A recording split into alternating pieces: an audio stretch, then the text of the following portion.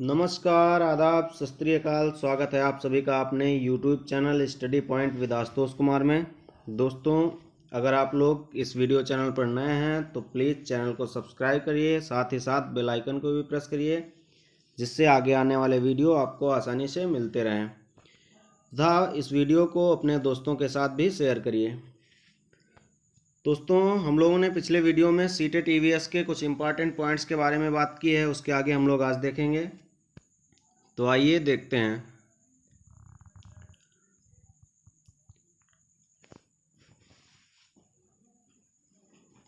सबसे पहले हम लोग देखते हैं कि हमारे देश का जो राष्ट्रीय पक्षी है वो कौन है। तो राष्ट्रीय पक्षी कौन है? मोर। मोर को राष्ट्रीय पक्षी कहा जाता है। राष्ट्रीय पशु क्या है? तो राष्ट्रीय पशु है टाइगर। राष्ट्रीय पशु टाइगर है। इसके आगे हम लोग देखते हैं कि प्रोजेक्ट टाइगर की जो शुरुआत है वो कब हुई थी। तो प्रोजेक्ट टाइगर की शुरुआत 1 अप्रैल 1973 को प्रोजेक्ट टाइगर की शुरुआत हुई थी। इसके आगे हम लोग देखेंगे बाघ के बारे में हम लोग जानेंगे। तो बाघ की मूछें हवा में हुए कंपन को पहचान लेती हैं। मतलब इतनी मूछें इसकी सेंसिटिव होती हैं कि जो हवा में कंपन होता है हवा के द्वारा, उससे जो है ये पहचान लेती हैं कि हवा में कंपन हो रहा है। इसकी जो मूछें हैं उनसे, जिससे उसे शिकार की सही स्थिति पता चल जाती है। कहा है कि शिकार की सही स्थिति, मतलब शिकार कहाँ पर है, इससे मूछों से उसकी जो है इसको ज्ञात हो जाता है कि शिकार कहाँ पर है। मूछों से जो कंपन होता है उसकी सहायता से पता चल जाता है कि शिकार जो है वो कहाँ पर है। इसके आगे हम लोग देखते हैं, यह शिकार करते समय आवाज़ को एकत्रित करने के लिए अलग अलग दिशाओं में घूम जाता है। मतलब जब शिकार जो है पता चल जाता है तो यह उसकी आवाज़ को, शिकार जो है उसकी आवाज़ को इकट्ठा करने के लिए, एकत्रित करने के लिए अलग अलग, मतलब चारों दिशाओं में घूम जाता है कि किधर से आवाज़ आ रही है। इसके आगे हम लोग देखते हैं, बाघ का गरजना या गुर्राना बात एक ही है। गरजना या गुर्राना 3 किलोमीटर दूर से सुना जा सकता है। मतलब 3 किलोमीटर, इतनी तेज इसकी आवाज़ होती है कि 3 किलोमीटर दूर से भी इसकी आवाज़ को सुना जा सकता है। इसकी जो गर्जना होती है, जो गुर्राता है, तो इसकी आवाज़ को जो है 3 किलोमीटर दूर से भी सुना जा सकता है। बाघ हवा से पत्तों के हिलने और शिकार के झाड़ियों में हिलने, मतलब हवा से जो पत्ते हिलते हैं तथा जो शिकार जो है वो हिलाता है झाड़ियों को, उसकी जो है आवाज़ में अंतर को पहचान लेता है। मतलब हवा से जो पत्ते हिलते हैं तथा जो शिकार है वो किसी झाड़ी को हिलाता है, शिकार के द्वारा किसी झाड़ी का हिलना, इन दोनों में जो आवाज़ होती है उसमें जो है ये अंतर को भी पहचान लेता है, इतना सेंसिटिव होता है। इसके आगे हम लोग देखेंगे नेशनल पार्क की। तो जिम कॉर्बेट नेशनल पार्क बहुत पूछा जाता है। ये जिम कॉर्बेट नेशनल पार्क कहाँ है? तो उत्तराखंड में। ये कहाँ है? उत्तराखंड में। Jim Corbett national park Uttarakhand में है। कहाँ है? उत्तराखंड में। क्वेश्चन पूछा जाएगा कि जिम कॉर्बेट नेशनल पार्क कहाँ है? तो उत्तराखंड। इसके आगे हम लोग देखेंगे घाना नेशनल पार्क। घाना नेशनल पार्क ये भी पूछा जाता है। ये कहाँ है? ये राजस्थान में है, और राजस्थान के भरतपुर जिले में। कहाँ है? भरतपुर जिले में घाना नेशनल पार्क है, राजस्थान के। दोस्तों, अगर आप लोगों को ये वीडियो अच्छा लग रहा है तो वीडियो को लाइक करिए, साथ ही साथ अपने दोस्तों के साथ भी शेयर करिए। इसके आगे हम लोग देखेंगे तेलंगाना जो राज्य है, तेलंगाना राज्य के पोचमपल्ली कस्बे में, तेलंगाना राज्य में एक पोचमपल्ली जो है कस्बा है। यहाँ ज़्यादातर जो परिवार हैं वो बुनकर हैं। मतलब कपड़े आदि का जो है, कपड़े आदि को बुनते हैं, बुनकर हैं। और इनके घरों में रंग बिरंगे जो है धागों के ढेर मिलते हैं। रंग बिरंगे जो धागे हैं जिनकी सहायता से ये कपड़ों को बुनते हैं, उनके ढेर इनके घरों में जो है मिलते हैं। कहाँ? तेलंगाना के पोचमपल्ली कस्बे में। तेलंगाना एक राज्य है और पोचमपल्ली उसका एक कस्बा है। इसके आगे हम लोग देखेंगे नाग गुम्फन। पिछले वीडियो में भी हमने इसके बात की है कि नाग गुम्फन क्या है। तो नाग गुम्फन जो है ऐसे डिजाइन जो रंगोली, कढ़ाई और दीवारों को सजाने में जो है प्रयोग किए जाते हैं। काहे में प्रयोग किए जाते हैं? रंगोली, कढ़ाई और दीवारों को सजाने में प्रयोग किए जाते हैं। और ये यहाँ कहाँ कहाँ प्रयोग होते हैं, तो ये प्रयोग होते हैं सौराष्ट्र, गुजरात और दक्षिण भारत में। कहाँ कहाँ, सौराष्ट्र, गुजरात और दक्षिण भारत में ये प्रयोग किए जाते हैं। क्या प्रयोग किए जाते हैं, नाग गुम्फन इनको कहते हैं। ये जो है रंगोली, कढ़ाई और दीवारों को सजाने के लिए प्रयोग में आते हैं। इसके आगे हम लोग देखेंगे अबू धाबी। अबू धाबी जो है एक देश है जहाँ की जो है मुद्रा, जिसको सिक्का या रुपया कह सकते हैं, वो क्या है, दिरहम है। क्या है, अबू धाबी देश है, इसकी जो मुद्रा है, सिक्का रुपया कह सकते हैं हम लोग, वो क्या है, दिरहम है। और यहाँ की भाषा अरबी है। अबू धाबी की जो भाषा है वो क्या है, तो अबू धाबी की भाषा अरबी है। क्वेश्चन पूछा जाएगा कि अबू धाबी जो देश है उसकी भाषा क्या है, तो इसकी भाषा अरबी है। इसके आगे हम लोग देखेंगे केरल को मसालों का राज्य कहा जाता है। किसको, केरल को। ये क्वेश्चन भी बहुत पूछा जाता है कि ऐसा कौन सा राज्य है जिसको मसालों का राज्य कहा जाता है। काहे का, मसालों का राज्य कहा जाता है। तो केरल को मसालों का राज्य कहा जाता है। किसको, केरल को मसालों का राज्य कहा जाता है। यहाँ जो है गरम मसाला, जीरा, इलायची, लौंग, सौंठ आदि भी अन्य जो है मसाले पाए जाते हैं। मतलब ये मसालों का जो राज्य है इसमें सभी प्रकार के मसाले पाए जाते हैं, जैसे गरम मसाला, जीरा, इलायची, लौंग, सौंठ आदि भी जो है अन्य तरह के मसाले पाए जाते हैं।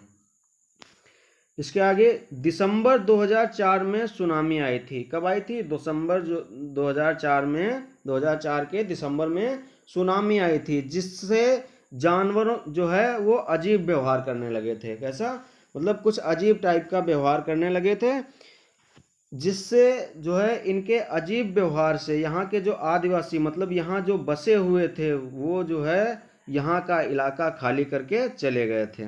जो यहाँ के आदिवासी हैं यहाँ का इलाका खाली कर दिया था और यहाँ से वो लोग चले गए थे। कहाँ से, जो दिसंबर 2004 में सुनामी आई थी, जिससे जो है जानवर जो है अजीब व्यवहार करने लगे थे, और इनके व्यवहार से ही जो यहाँ के जो आदिवासी थे वो यहाँ की जो है ज़मीन या यहाँ का इलाका खाली करके चले गए थे। इसके आगे हम लोग देखेंगे लेफ्टिनेंट कमांडर वहीदा प्रिज्म। ये जो है एक फीमेल कैंडिडेट हैं, थी कह सकते हैं।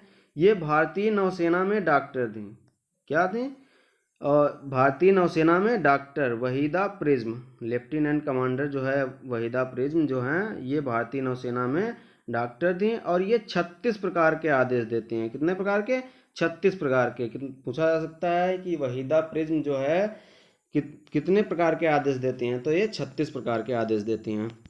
इसके आगे हम लोग देखेंगे कुछ जानवर ऐसे भी होते हैं जो किसी खास मौसम में लंबी गहरी नींद में चले जाते हैं। मतलब कुछ जानवर ऐसे होते हैं जो किसी एक पर्टिकुलर मौसम में जो है वो मतलब दिखाई नहीं देते हैं, या जो है लंबी गहरी नींद में कह सकते हैं चले जाते हैं, मतलब दिखाई नहीं देते हैं। तो उनमें जो है छिपकली आता है। छिपकली ज़्यादातर ठंडी के मौसम में जो है वो दिखाई नहीं देता है। किस मौसम में, ठंडी के मौसम में छिपकली दिखाई नहीं देता है। तो ये जो है लंबी गहरी नींद में चला जाता है। इसके आगे हम लोग बात करेंगे स्कित्पो पुल।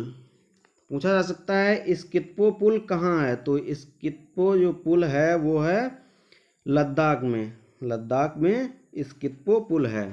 इसके आगे हम लोग देखेंगे डॉल्फिन जो है अलग अलग तरह की आवाज़ें निकालकर एक दूसरे से बात करती है। मतलब कुछ जानवर होते हैं, जैसे हम लोग बात करते हैं, इसी प्रकार जानवर या मछलियाँ या पक्षी ये भी एक दूसरे से मतलब आपस में बात करते हैं। और जो डॉल्फिन है ये अलग अलग तरह की आवाज़ें निकालकर एक दूसरे से बात करती हैं। कैसे, अलग अलग तरह की आवाज़ें निकालकर एक दूसरे से बात करती है डॉल्फिन। मछलियाँ जो खबरें हैं जो उनके एक दूसरे तक पहुंचाती हैं, वो बिजली तरंगों के रूप में जो है एक दूसरे को चेतावनी या खबरें देती हैं। मछलियाँ खबरों की चेतावनी जो है एक दूसरे को बिजली तरंगों के रूप में देती हैं। कैसे देती हैं, क्वेश्चन पूछा जाएगा कि कैसे देती हैं, तो बिजली तरंगों के रूप में। कैसी तरंगें, तो बिजली तरंगों के रूप में एक दूसरे को जो है ये चेतावनी देती हैं, खबरें देती हैं। इसके आगे हम लोग देखेंगे वैज्ञानिकों का मानना है कि अलग अलग जानवरों की अपनी अलग अलग भाषा होती है। हमने बात की थी अभी कि जो है हर जो जानवर है, जिस प्रकार हम लोग बात करते हैं इस प्रकार जानवर, पक्षी या मछलियाँ भी आपस में जो है बात करती हैं, इनकी अपनी भाषा होती है। तो वही बताया गया है कि वैज्ञानिकों का मानना है कि अलग अलग जानवर जो हैं वो भी अपनी अलग अलग भाषा का प्रयोग करते हैं। अलग अलग भाषा होती है उनकी, जिससे वह आपस में बात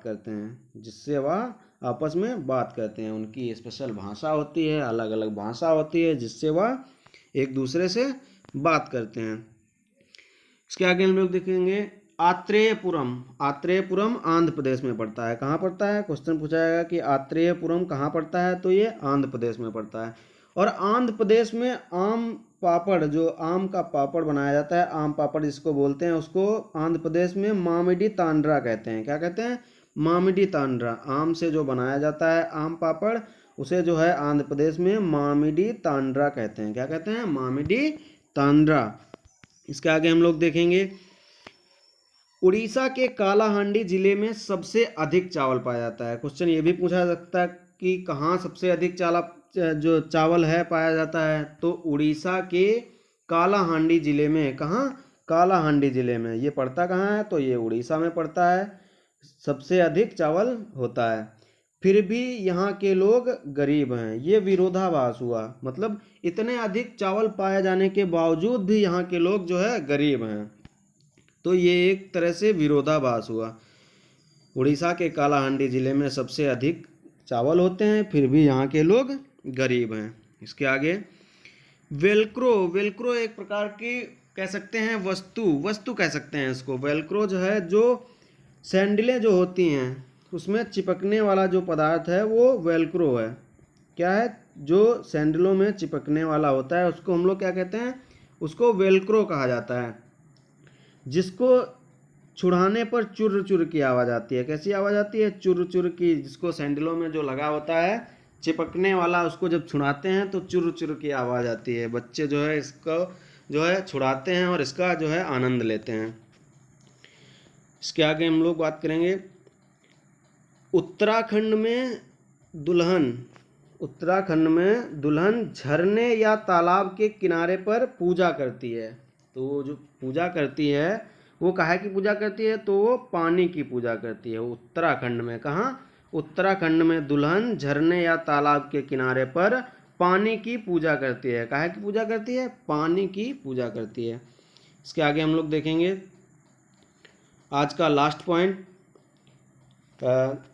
मलेरिया मादा मच्छर से फैलता है। किससे फैलता है? मलेरिया जो है वो मादा मच्छर से फैलता है। मलेरिया मादा मच्छर से। और वो मादा मच्छर क्या होता है?